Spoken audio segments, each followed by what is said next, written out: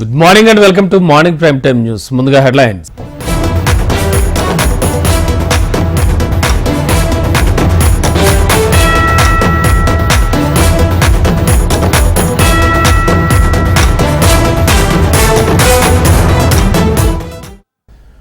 Breaking లో చూస్తున్నాం. ఏపీలో ఎన్టీఆర్ భరోసా సామాజిక పింఛన్ల పంపిణీని సీఎం చంద్రబాబు ప్రారంభించారు. మంగళగిరి నియోజకవర్గంలోని పెనుమాక గ్రామంలో రాములు నాయక్ అనే లబ్ధిదారుకు పెన్షన్ అందించారు. ఆయన కూతురుకు సీఎం చంద్రబాబు పెన్షన్ అందజేశారు. దాదాపు అరగంట పాటు ఆ కుటుంబంతో ముచ్చటించిన సీఎం చంద్రబాబు వారి కష్టాలని అడిగి తెలుసుకున్నారు. తమకు ఇళ్లు కావాలని కోరగా ఇళ్లు మంజూరు చేస్తానని సీఎం చంద్రబాబు హామీ ఇచ్చారు.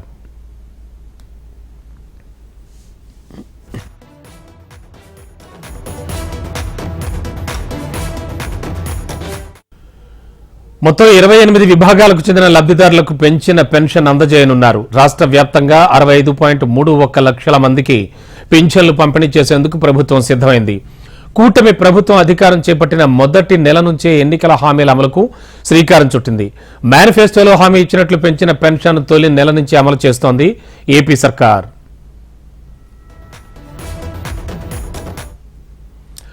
పెన్షన్ పెంచడంతో పాటు గడిచిన 3 నెలలకు కూడా పెన్షన్ వర్తింపచేసింది ఏపీ ప్రభుత్వం. జూలై మాసానికి పెరిగిన పెన్షన్ 4,000 కాగా ఏప్రిల్, మే, జూన్ నెలలకు 1000 చొప్పున 3,000 కలిపి మొత్తంగా 7,000 రూపాయలు లబ్ధిదారులకు అందించనుంది. వృద్ధులు, వితంతువులు, ఒంటరి మహిళలు, చేనేత, కల్లుగీత కార్మికులు, మత్స్యకారులు, కళాకారులు, డప్పు కళాకారులు, ట్రాన్స్ జెండర్స్ వంటి వారికి ఇకపై 4,000 రూపాయల పెన్షన్ ఇవ్వనున్నారు.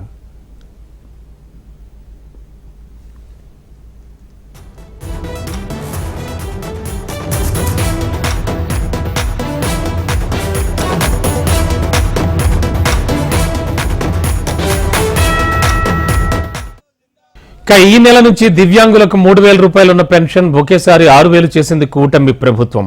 తీవ్ర అనారోగ్యంతో ఉండేవారికి ఇచ్చే పెన్షన్ 5,000 నుంచి 15,000 చేస్తూ నిర్ణయం తీసుకుంది. ఈ విభాగంలో పెన్షన్ పొందే వారి సంఖ్య 24,318 ఉన్నట్లుగా తెలుస్తోంది. అయితే ఈ పెన్షన్ల పంపిణీ వల్ల ఏపీ ప్రభుత్వంపై నెలకు 819 కోట్ల అదనపు భారం పడనున్నట్లుగా సమాచారం.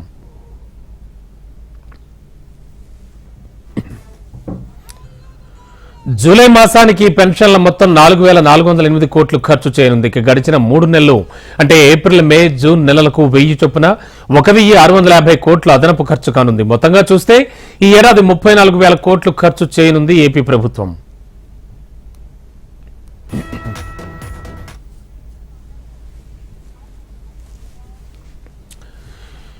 చూస్తున్నాం. ఏపీలో ఎన్టీఆర్ భరోసా సామాజిక పింఛన్ల పంపిణీని సీఎం చంద్రబాబు ప్రారంభించారు. మంగళగిరి నియోజకవర్గంలోని పెనుమాక గ్రామంలో రాములు నాయక్ అనే లబ్ధిదారుకు పెన్షన్ అందించారు ఆయన. ఇక ఇదే అంశానికి సంబంధించి లేటెస్ట్ ఇన్ఫో అందించడానికి మా కరెస్పాండెంట్ కాంతి సిద్ధంగా ఉన్నారు. కాంతి, పెన్షన్ల పంపిణీ ప్రారంభమైంది, ఎలా ఉంది సిచ్యువేషన్? అండ్ దాదాపు ఏపీలో అన్ని ప్రాంతాల్లో కూడా అక్కడ ఉన్నటువంటి స్థానిక ఎమ్మెల్యేలు కావచ్చు, అధికారులు కావచ్చు, పెన్షన్లు సజావుగా అందిస్తూ ఉన్నారా?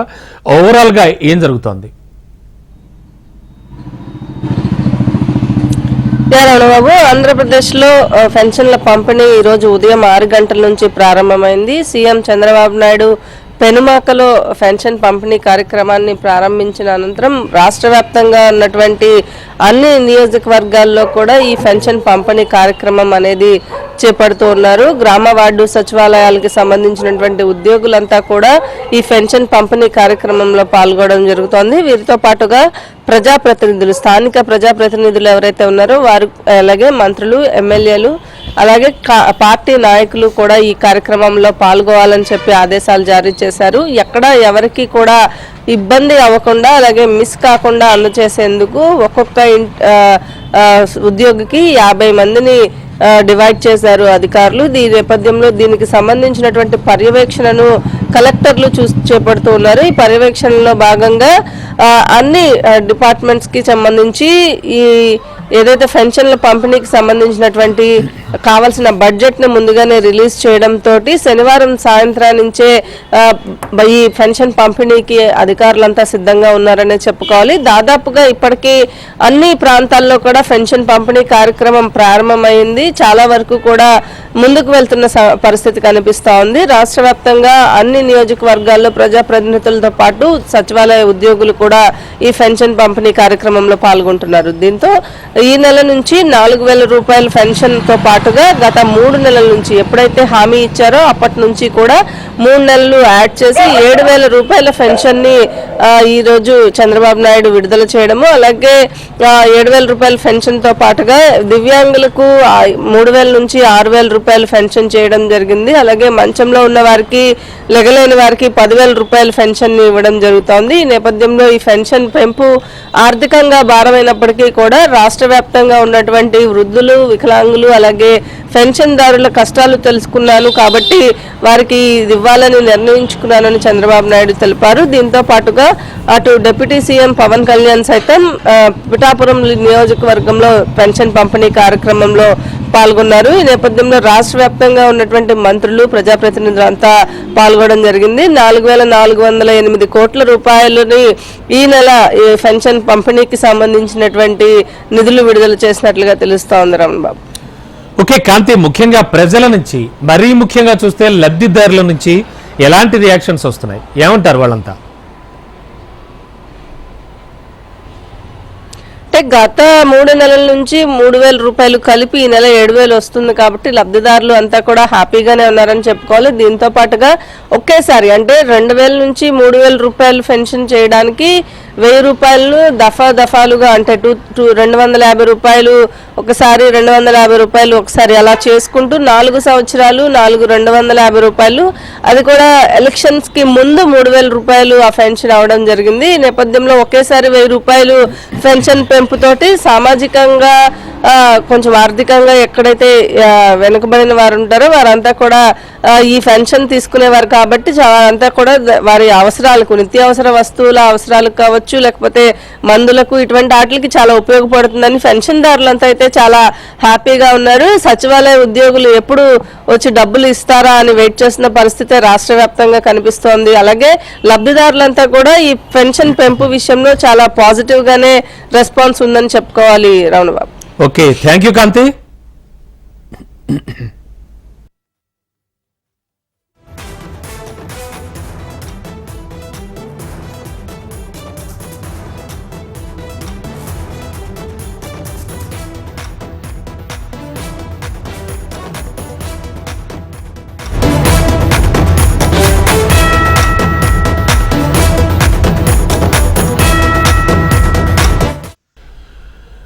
మరో బ్రేకింగ్, ఎన్నికల్లో గెలుపొందిన తర్వాత తొలిసారిగా డిప్యూటీ సీఎం పవన్ కళ్యాణ్ సొంత నియోజకవర్గం పిఠాపురంలో పర్యటించనున్నారు.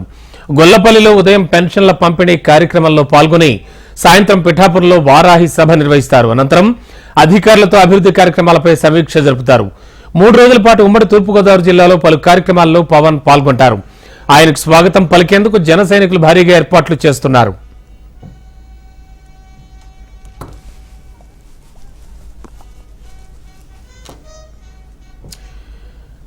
బ్రేకింగ్ లో చూస్తున్నాం, ఎన్నికల్లో గెలుపొందిన తర్వాత తొలిసారి డిప్యూటీ సీఎం పవన్ కళ్యాణ్ సొంత నియోజకవర్గం పిఠాపురంలో పర్యటించనున్నారు. గొల్లప్రోలులో ఉదయం పెన్షన్ల పంపిణీ కార్యక్రమంలో పాల్గొని సాయంత్రం పిఠాపురంలో వారాహి సభ నిర్వహిస్తారు. ఇక లేటెస్ట్ ఇన్ఫో ఇదే అంశానికి సంబంధించి మా కరెస్పాండెంట్ ఉదయ్ లైవ్ లో సిద్ధంగా ఉన్నారు అందించడానికి.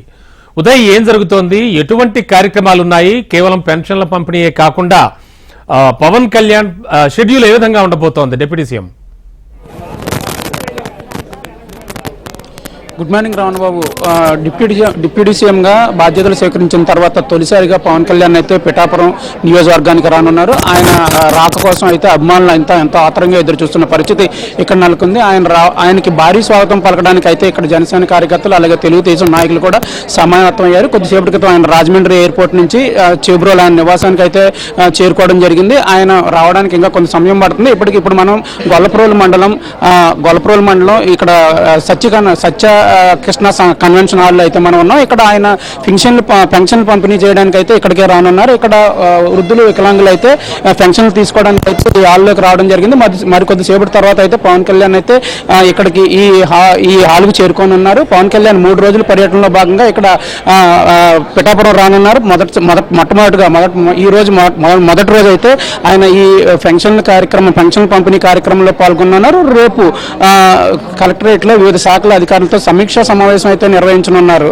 తర్వాత జనసేన ఎమ్మెల్యే ఎంపీలతో ఆయన ప్రత్యేక సమావేశం ఏర్పాటు చేసి ఇక్కడ నియోజకవర్గం అంటే కాకినాడ జిల్లాలోనూ అలాగే పిఠాపురం నియోజకవర్గం అభివృద్ధికి తీసుకోవాల్సిన కార్యక్రమాలపై ఆయన ప్రత్యేకంగా సమీక్షించున్నారు. తర్వాత పిఠాపురంలోని ఉప్పాడ మండలంలో సముద్ర కోతకు గురైన ప్రాంతాన్ని అయితే ఆయన సందర్శించి ఉప్పాడ తీర ప్రజలు, ఈ సముద్ర తీర ప్రజలు అలాగే ఈ గ్రామస్తులు అయితే ఇప్పటికే కొంత ఉప్పాడ గ్రామం అయితే కొంత సముద్రంలో కలిసిపోయిన పరిస్థితి అయితే నెలకొంది. దాన్ని ఆయన పరిశీలించి దానికి జాగ్రత్తలు అంటే సముద్రంలో కలిసిపోతున్న గ్రామాన్ని కాపాడడానికి తీసుకోవాల్సిన జాగ్రత్తలపై కూడా ఆయన వివిధ శాఖల అధికారులతో సమీక్షించనున్నారు.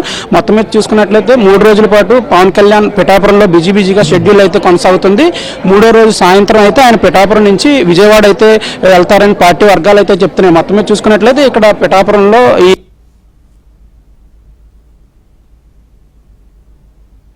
ఇప్పటికే ఆయన వర్క్ చేస్తున్న నివాసానికి అయితే చేరుకున్నారని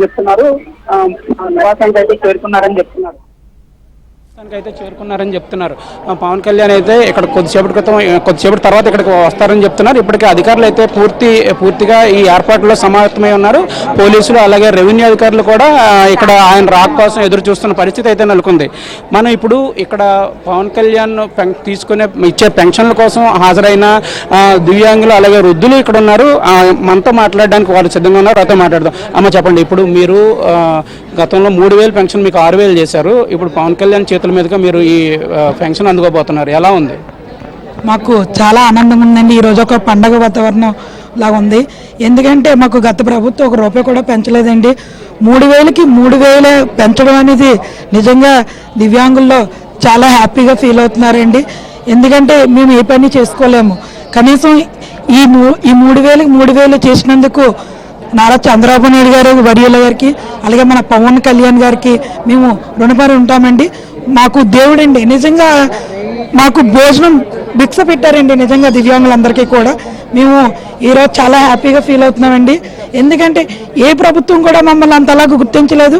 ఎన్టీఆర్ భరోసా సామాజిక పింఛను కార్యక్రమం కూడా ఇద్దరు సీఎంలు కూడా మనకి డిప్యూటీ సీఎం గారు కూడా చేయడం మాకు ఎంతో చాలా హ్యాపీగా ఉందండి. ఈరోజు మాత్రం సార్ మీరు చెప్పండి, మీరు ఎక్కడి నుంచి వచ్చారు? ఈ కొద్దిసేపటి తర్వాత పవన్ కళ్యాణ్ అయితే ఇక్కడికి రానున్నారు. ఆయన చేతుల మీదుగా మీరు పెన్షన్ అందుకోబోతున్నారు. ఎలా ఉంది? అందరికీ నమస్కారం సార్.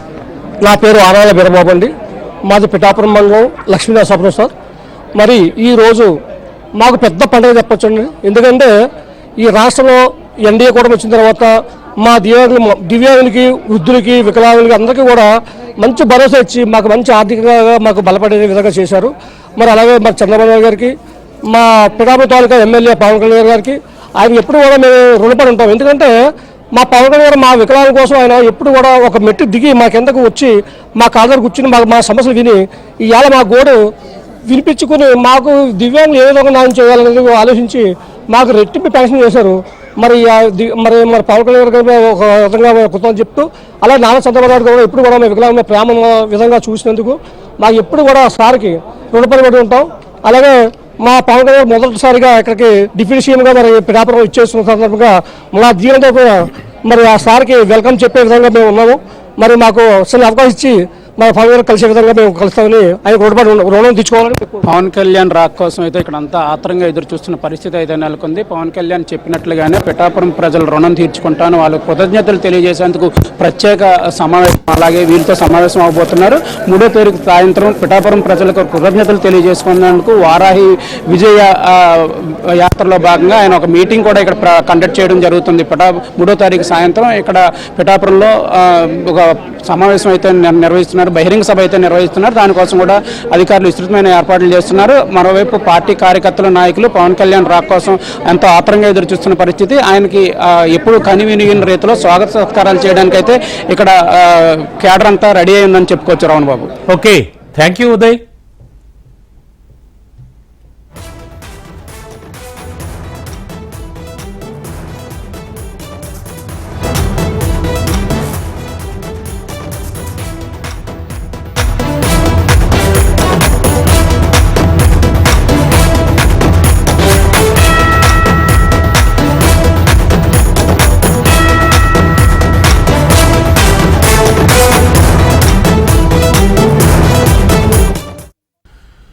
మరో బ్రేకింగ్ లోకి వెళ్లాం. ఆంధ్ర యూనివర్సిటీలో రగిలిన రాజకీయ చిచ్చు ఎట్టకేలకు వైస్ ఛాన్సలర్ రాజీనామాతో కొంతవరకు ముగింపు పడింది. వీసీపై చర్యలు తీసుకోవాలనే డిమాండ్ మాత్రం పెరుగుతోంది. నియంతృత్వ పోకడలతో వివాదాస్పద వైస్ ఛాన్సలర్ గా పేరు తెచ్చుకున్న వీసీ ప్రసాద్ రెడ్డిపై ఫిర్యాదుల పరంపరను కూటమి ప్రభుత్వం సీరియస్ గా తీసుకుంది. సమగ్ర దర్యాప్తు కోసం ప్రభుత్వం ఆదేశించింది. గత ప్రభుత్వ హయాంలో వీసీ తీసుకున్న ఏకపక్ష నిర్ణయాలు, నియంతృత్వ పోకడలు ఇప్పుడు తీవ్ర చర్చనీయాంశాలుగా మారాయి. మూడంచెల భద్రత వ్యవస్థను ఏర్పాటు చేసుకుని వీసీ చెలాయించిన అధికారానికి చరమగీతం పాడేందుకు విద్యార్థి, ప్రజా సంఘాలు, రాజకీయ పార్టీలు ఒక్కతాటిపైకొచ్చాయి. వైసీపీ హయాంలో యూనివర్సిటీని రాజకీయ పార్టీ కార్యాలయంగా మార్చేశారు అనేది ప్రసాద్ రెడ్డిపై తీవ్ర ఆరోపణలున్నాయి.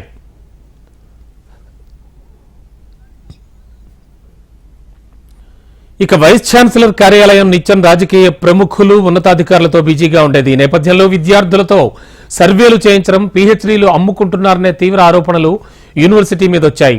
విశ్వవిద్యాలయ ప్రాంగణంలో కొత్త రూపు తెచ్చేందుకు ప్రసాద్ రెడ్డి చేసిన ప్రయత్నానికి మద్దతు లభించినప్పటికీ భారీగా నిధులు ఖర్చు చేయడం, ఉన్నత విద్యా సంస్థల్లో మౌలిక సదుపాయాల కల్పనకు కేంద్ర ప్రభుత్వం ఇచ్చిన రూసా నిధులు పక్కదారి పట్టించారు అనే బలమైన ఆరోపణలున్నాయి. ఆయన హయాంలో జరిగిన వ్యవహారాలపై సమగ్ర దర్యాప్తు కోసం డిమాండ్లు కూడా వస్తున్నాయి.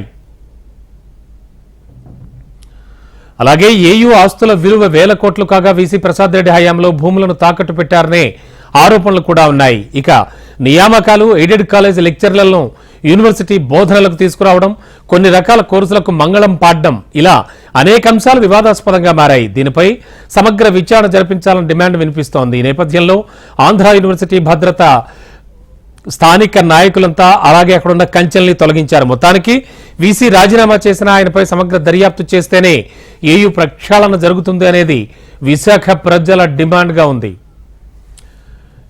ఇదే అంశానికి సంబంధించి లేటెస్ట్ ఇన్ఫో అందించడానికి మా కరెస్పాండెంట్ అనురాధ సిద్ధంగా ఉన్నారు. అనురాధ, యాక్చువల్గా నేపథ్యం ఏంటి అండ్ ఇప్పుడు పుట్టుకొస్తున్నటువంటి కొత్త కొత్త డిమాండ్లు ఏంటి వీసీకి సంబంధించి కూడా? అంటే చాలా అరాచకం సృష్టించారు అనేది అటు ప్రజా సంఘాలు కావచ్చు, ముఖ్యంగా స్టూడెంట్స్ పెడుతున్నటువంటి అంటే చేస్తున్న ఆరోపణలు కావచ్చు. ఏం జరుగుతోంది, ప్రజెంట్ సిచ్యువేషన్ ఏంటి?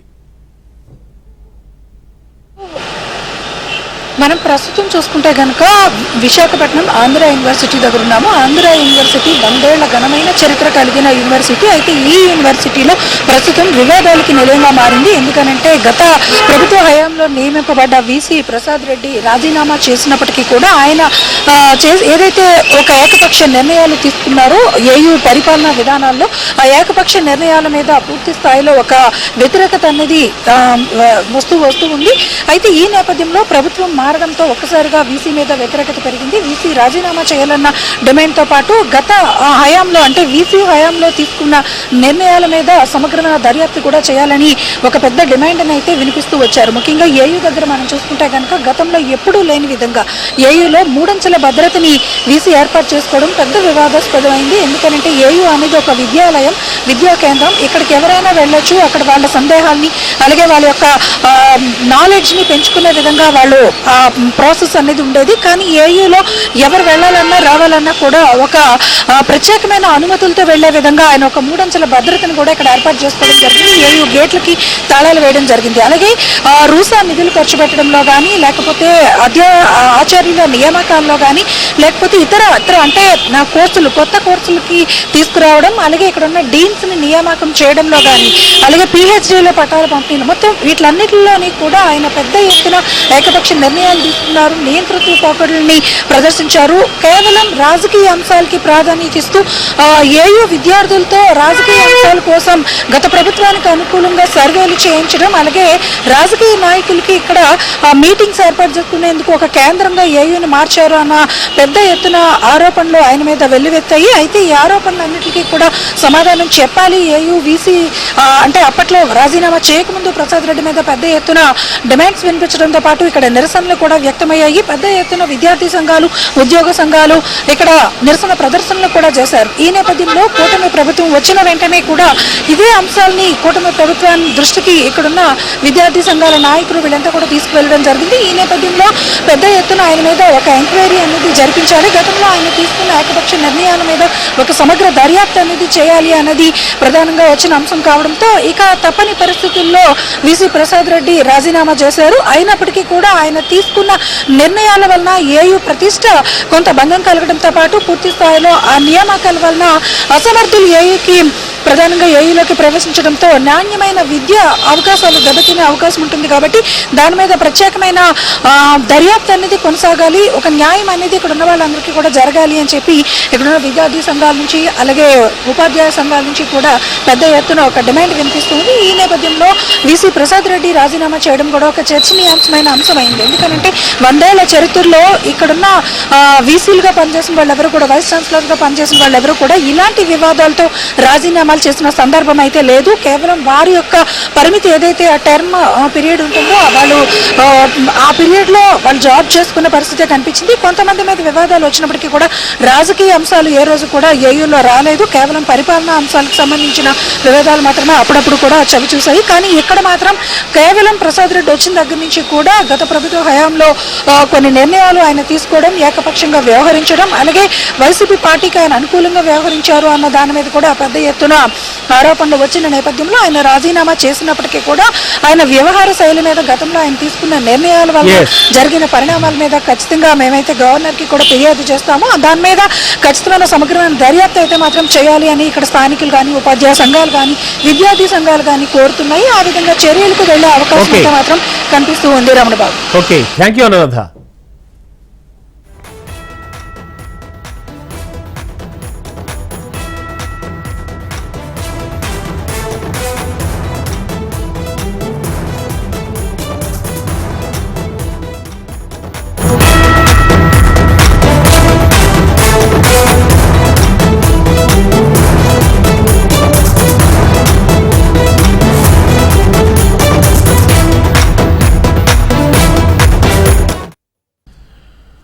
మరో బ్రేకింగ్ లో చూస్తున్నాం. రంగారెడ్డి జిల్లా మంచాల ఎంఆర్ఓ ఆఫీసులో భారీ స్కామ్ బయటపడింది. ఇష్టానుసారంగా క్యాస్ట్, ఇన్కమ్ సర్టిఫికెట్లు జారీ చేస్తూ పెద్ద మొత్తంలో అవినీతికి పాల్పడ్డట్టుగా అధికారులు గుర్తించారు. ఉన్నత చదువుల కోసం, ప్రభుత్వ పథకాల కోసం తప్పుడు దారిలో ఇన్కమ్ సర్టిఫికెట్స్ పొందినట్టుగా గుర్తించారు. అవసరాన్ని బట్టి ఒక్కో సర్టిఫికెట్ కోసం 50,000 నుంచి 1,00,000 వరకు కూడా సొమ్ము చేసుకున్నట్లుగా తెలుస్తోంది.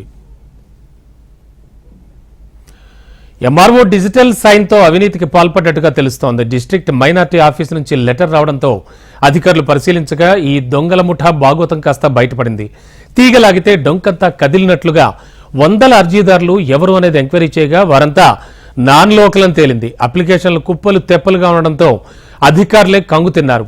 స్కామ్ కు పాల్పడ్డవారు మంచాల తహసీల్దార్ కార్యాలయంలో కంప్యూటర్ ఆపరేటర్గా పనిచేస్తోన్న సురేష్, అలాగే స్థానిక మీసేవ ద్వారా దరఖాస్తులు చేసిన రవిపై మంచాల పోలీస్ స్టేషన్లో తహసీల్దార్ ఫిర్యాదు చేశారు. నిందితులపై 420, 409 సెక్షన్ల కింద కేసు నమోదు చేసి దర్యాప్తు చేపట్టారు. ఈ స్కామ్లో ఉన్న మరికొందరు కోసం పోలీసులు గాలిస్తున్నారు. అయితే అధికారులు మాత్రం ఈ విషయం బయటకు పొక్కనీయకుండా గోప్యంగా ఉంచుతున్నారు. ఈ విషయంపై స్థానిక తహసీల్దార్ను వివరణ కోరగా పై అధికారుల అనుమతి లేనిది ఎలాంటి వివరణ ఇవ్వలేనని తెలిపారు. ఇక అనుమానం రాకుండా వేరొక పేరుతో లాగిన్ అయ్యి వేర్వేరు ఫోన్ నంబర్లతో భారీ మొత్తంలో స్కామ్ కు పాల్పడ్డట్టుగా ప్రాథమిక విచారణలో తేలింది. అయితే స్థానికేతరులకు కుల, ఆదాయ ధృవీకరణ పత్రాలు జారీ చేయడంపై ఉన్నతాధికారులు ఆగ్రహం వ్యక్తం చేస్తున్నారు.